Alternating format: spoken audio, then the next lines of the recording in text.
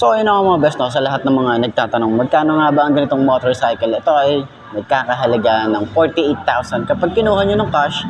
At syempre available din sila sa installment, ilalagay ko na lang din yun sa screen nyo magkano nga ba ang kanilang terms and yung kanilang rebate.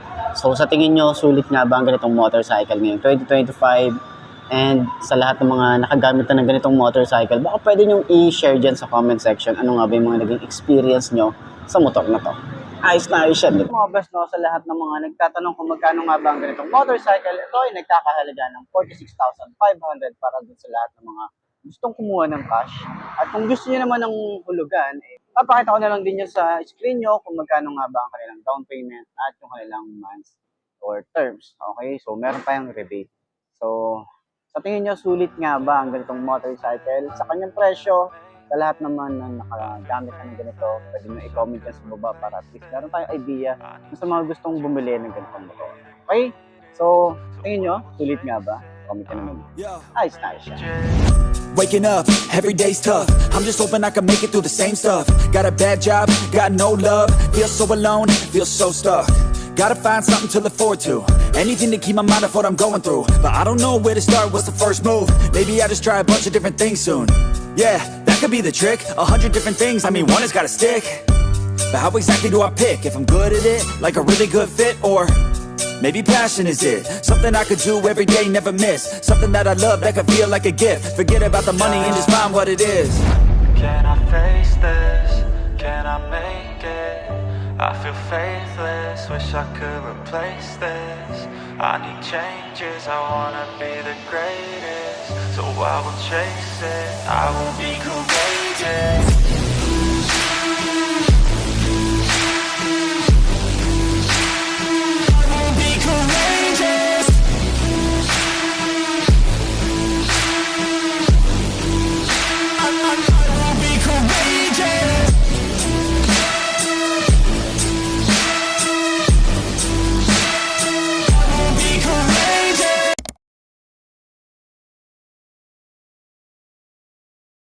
So yun na nga, kung mahilig ka sa mga pan-tricycle na motorcycle, so pwede ito, pang business type, itong Monarch TM150 na to. So, konting update lang naman para dito sa motorcycle na to.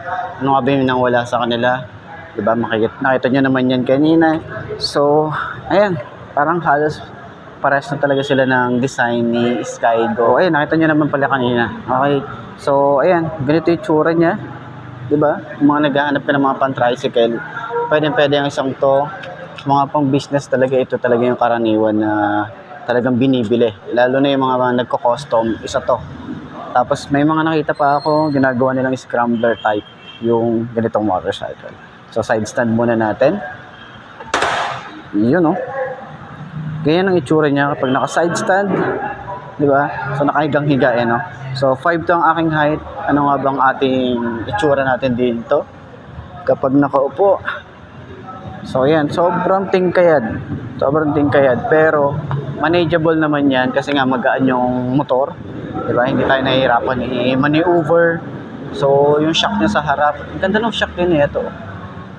Diba? Sa likod, syempre dual shock tayo rito sa likod. Pero pwede yung dagdagan yan ng isa pa kung gagawin yung pan-tricycle to para at least mas okay yung suspension niya. Medyo matagtag na lang.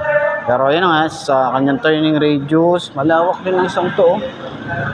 Malawak din. Hindi ka rin mabibitin pagdating sa mga U-turn slot, okay?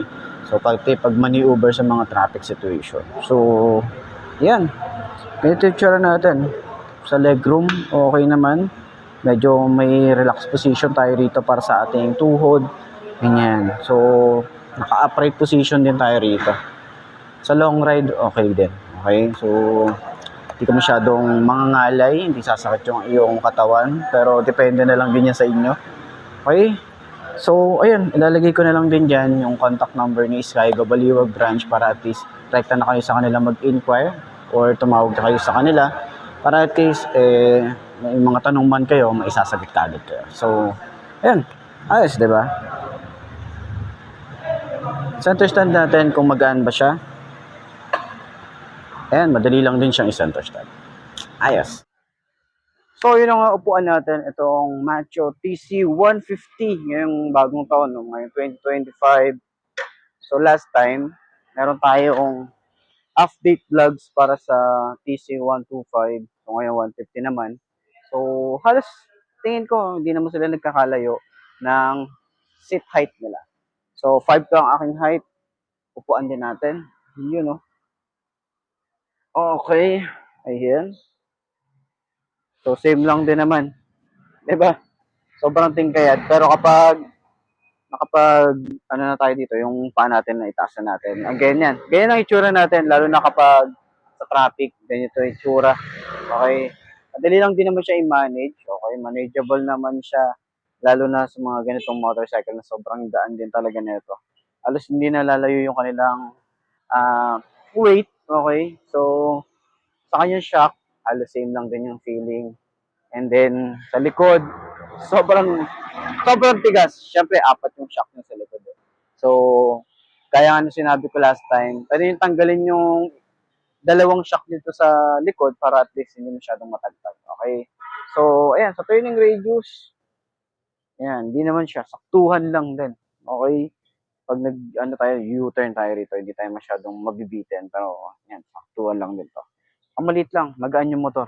Diba? So, sa lahat ng mga gustong kumuha ng ganitong motorcycle, ilalagay ko yung contact number ni Rusi Kapihan dyan para at least direct na kayo na mag-inquire sa kanila. So, ayun. Puntahan nyo na lang dito and then, sa tingin nyo, sulit nga ba ang ganitong motorcycle ngayon 2025? Ayos na ayos yan. Center stand natin. Yun, no? Okay? Ayos.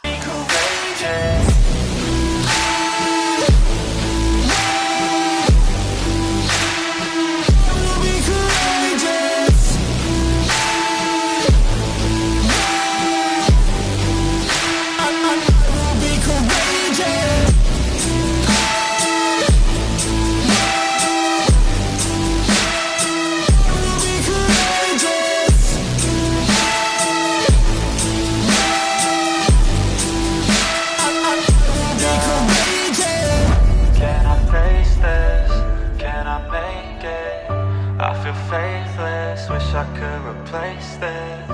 I need changes, I wanna be the greatest. So I will chase it, I will be courageous.